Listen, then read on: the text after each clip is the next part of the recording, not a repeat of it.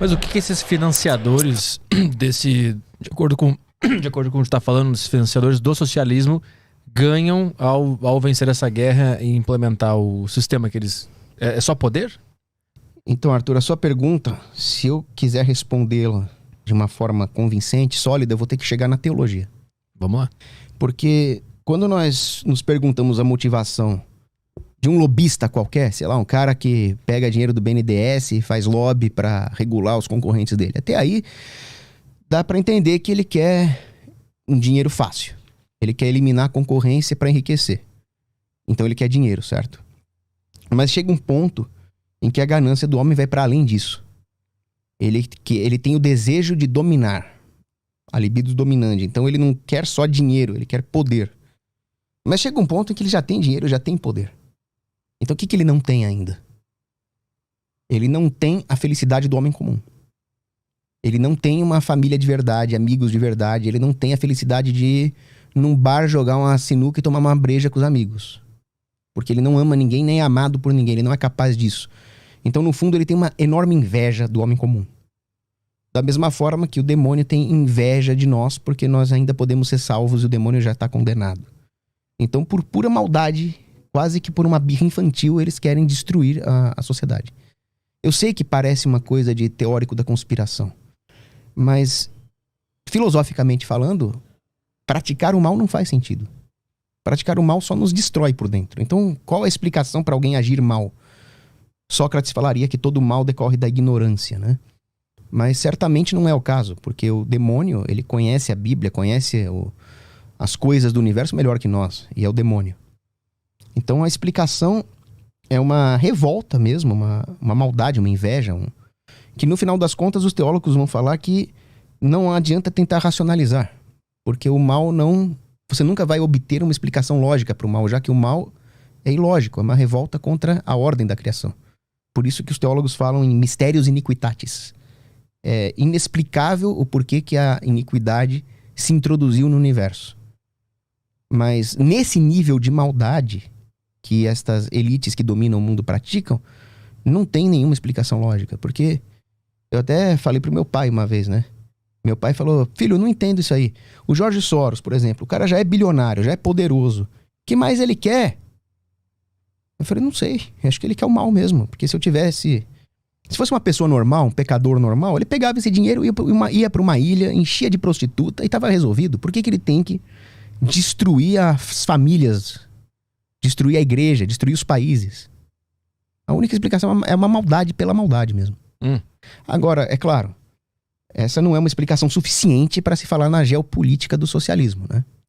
Mas o fato é que essa elite que controla o mundo, por que ela controla? Por qual mecanismo? Aí é uma coisa que o Renato 38 falou muito bem quando ele veio aqui. Eles controlam a emissão de dinheiro.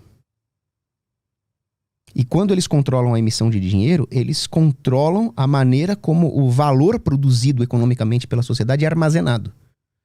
Todos nós vamos fazer algum trabalho que ou resulta na criação de capital, que permite que mais bens materiais continuem sendo produzidos, seria um reinvestimento na capacidade de produção da economia, ou, no caso dos serviços e do consumo, é um bem que nós fazemos para alguém que quis pagar por esses bens e serviços. Agora, por que as pessoas saem de casa e vão trabalhar para produzir alguma coisa? Porque elas esperam que esse valor que foi produzido, seja reinvestindo na capacidade econômica, seja propiciando um benefício para quem consome, seja armazenado em algum ativo para que depois elas possam consumir aquilo que elas desejam. Por isso que toda a motivação para o trabalho e para a produção está na capacidade de armazenar o valor que o trabalhador produziu. Quando as elites controlam a emissão de moedas, elas estão tirando da sociedade os incentivos naturais à produção. E quando isso acontece, as pessoas são escravizadas, porque essa mesma elite, ao canalizar o valor produzido para uma reserva de valor artificial que elas escolhem, independentemente da dinâmica econômica natural, elas conseguem redistribuir esse valor como elas quiserem.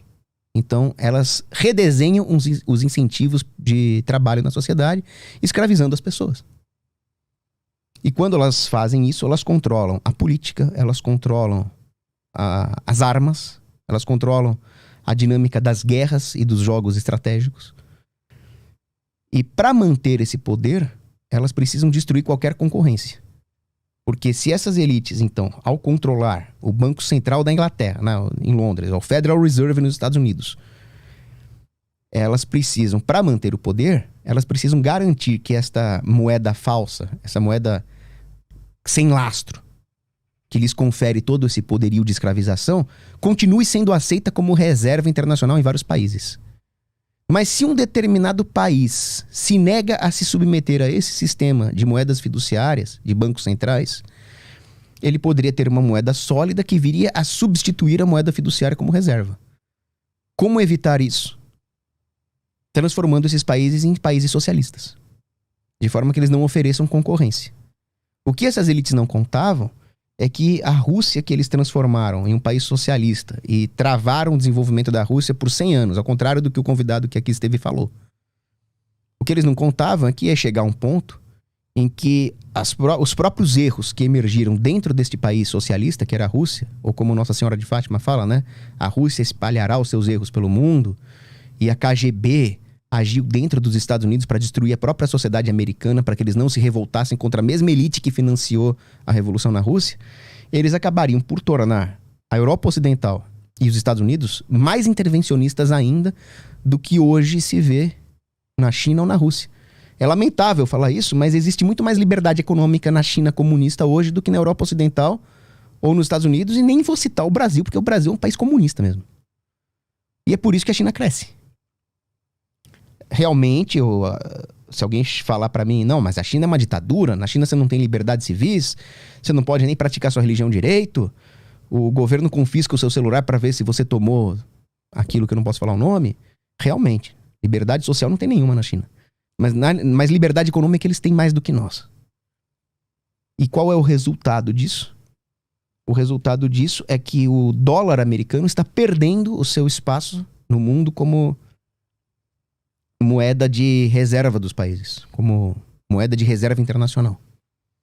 E isso vai mudar o jogo de poder no mundo, a hegemonia americana, que foi quase que inquestionável desde a perestroika, desde a abertura da União Soviética até hoje, ela vai ser profundamente abalada por essa nova configuração monetária do mundo.